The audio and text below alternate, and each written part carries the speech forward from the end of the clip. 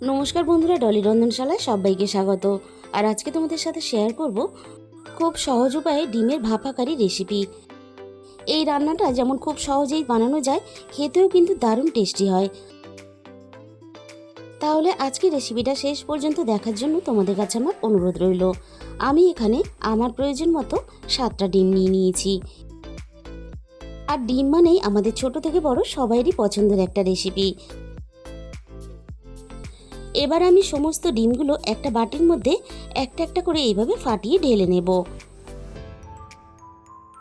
এতটা কম সময়ে এই রেসিপিটা বানানো হয়ে যায়, তোমরা কিন্তু না দেখলে বিশ্বাসই করবে না। তোমরা হয়তো ডিমের ভাপা কারি অনেক রকমভাবেই পদ্ধতি করে রান্নাটা করেছো, তবে এই পদ্ধতিটা এতটাই সোজা, তোমরা কিন্তু না দেখলে বিশ্বাস করবে না। সমস্ত ডিমগুলো আমি একটা বাটির মধ্যে ভেঙে নিয়েছি। আর ডিমের মধ্যে স্বাদ মতো লবণের থেকে একটু বেশি পরিমাণ লবণ দিয়ে দিলাম।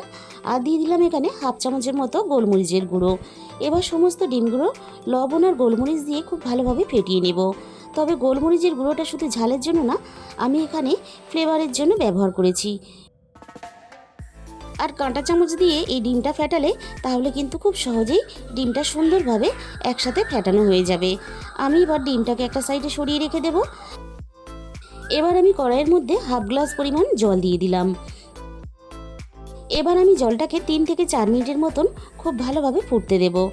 এরপরে আমি গ্যাসের ফ্লেমটা একেবারে লোতে দিয়ে দিলাম। এবার আমি সমস্ত ফ্যাটানো ডিমগুলো এই গরম জলের মধ্যে আমি ঢেলে দেব। এবার আমি গ্যাসের ফ্লেমটা একেবারে লোতে দিয়ে 5 মিনিটের জন্য ঢাকা দিয়ে দিলাম। আর এই ফাঁকে আমি একটা মশলা বানিয়ে নেব। এখানে আমি একটা বাটির মধ্যে চায়ের চামচে 2 চামচ পরিমাণ টক দই নিয়ে নিয়েছি। এবারে আমি এখানে দিয়ে দিলাম হাফ চামচের একটু বেশি ঝাল লঙ্কার গুঁড়ো। আর এখানে দিয়ে দিলাম হাফ চামচের মতো হলুদ গুঁড়ো। আর এখানে দিয়ে দিলাম হাফ চামচ পরিমাণ ধনে গুঁড়ো। আর দিয়ে দেবো এখানে হাফ চামচ পরিমাণ জিরে গুঁড়ো। আর রান্নাতে সুন্দর কালার আসার জন্য আমি এখানে 1 চামচ পরিমাণ কাশ্মীরি লঙ্কার গুঁড়ো দিয়ে দিলাম।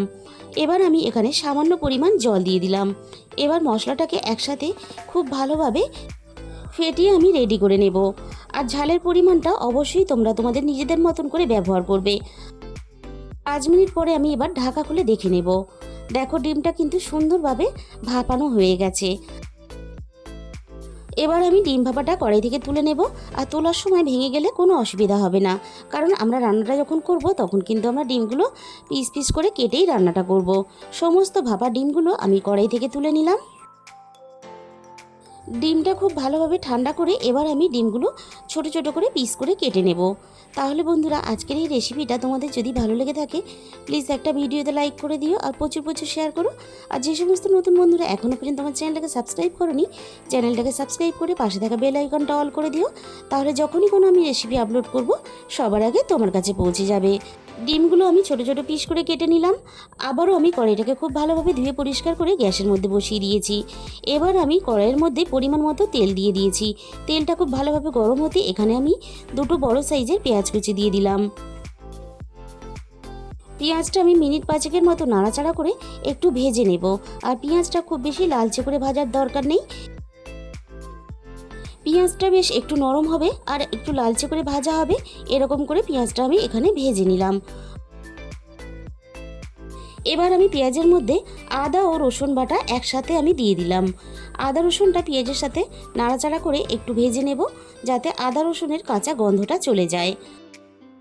আদা রসুনটা পেঁয়াজের সাথে ভেজে নেওয়ার পরে আমি এখানে একটা ক্যাপসিকামের হাফটা আমি এখানে দিয়ে দিলাম ছোট ছোট টুকরো করে। এবারে আমি ক্যাপসিকামটাও ঠিক একইভাবে একটু নাড়াচাড়া করে ভেজে নেব। খুব বেশি ভাজবো না, ক্যাপসিকামটা একটু নরম হবে আবার একটু কাঁচা কাঁচা থাকবে, এরকম করে ভেজে নিয়ে আমি এখানে একটা বড় সাইজের টমেটো কুচি দিয়ে দিলাম। টমেটো কুচির সাথে আমি এখানে স্বাদ মতো লবণও দিয়ে দিলাম। আবারও আমি সব কিছু একসাথে নাড়াচাড়া করে একটু ভেজে নেব। এতে টমেটোর কাঁচা গন্ধটাও চলে যাবে আর টমেটোটা বেশ অনেকটা নরম হয়ে আসবে। এবার আমি রান্নার মধ্যে আগে থেকে রেডি করা মশলাটা দিয়ে দিলাম। এবার আমি মশলাটা সব কিছুর সাথে খুব ভালোভাবে কষিয়ে নেব। আর একটু হাতের সময় নিয়ে মশলাটা কষালে তাহলে মশলাটা সুন্দরভাবে রেডি হবে। আর মশলা যত ভালোভাবে কষাবে রান্নার স্বাদ কিন্তু তত বেশি ভালো হবে।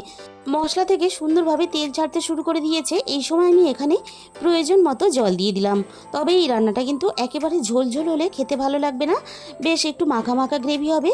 এরকম করে রান্নাটা আমি করে নেব। এবার আমি ঝোলটা খুব ভালোভাবে ফুটতে দেব।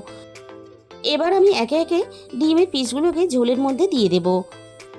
আর হাতে যখন খুব কম সময় থাকবে তখন কিন্তু ঝটপট এই রেসিপিটা তোমরা বানিয়ে নিতে পারবে। আর গরমের মধ্যে খুব বেশিক্ষণ রান্নাঘরে থাকতে ইচ্ছে না করলে তাহলে কিন্তু এই রেসিপিটা তোমরা ট্রাই করে দেখতে পারো। রান্নাটাও ঝটপট হয়ে যাবে আর খাওয়াটাও বেশ জমে যাবে। এবার আমি এখানে হাফ চামচ পরিমাণ গরম মশলার গুঁড়ো দিয়ে দিলাম। আর দিয়ে দিলাম এখানে অল্প একটু ধনেপাতা কুচি। তবে ধনেপাতা কুচিটা পুরোপুরি অপশনাল, আমার কাছে ছিল তাই আমি এখানে রান্নায় ব্যবহার করলাম। এবার আমি সব কিছু একসাথে খুব ভালোভাবে মিশিয়ে দিয়ে স্ট্যান্ডিং টাইমে 5 মিনিটের জন্য ঢাকা দিয়ে দিলাম। খুব সহজেই আমাদের রেডি হয়ে গেল গরম গরম ভাতের সাথে বা রুটির সাথে খাওয়ার জন্য দারুণ একটা ডিম ভাপাকারি রেসিপি। তাহলে আজকের রেসিপিটা এই পর্যন্ত। দেখা হবে অন্য কোনো রেসিপির সাথে। আর তোমাদের মূল্যবান সময় দিয়ে আমার এই রেসিপিটা শেষ পর্যন্ত দেখার জন্য তোমাদের সবাইকে অসংখ্য ধন্যবাদ।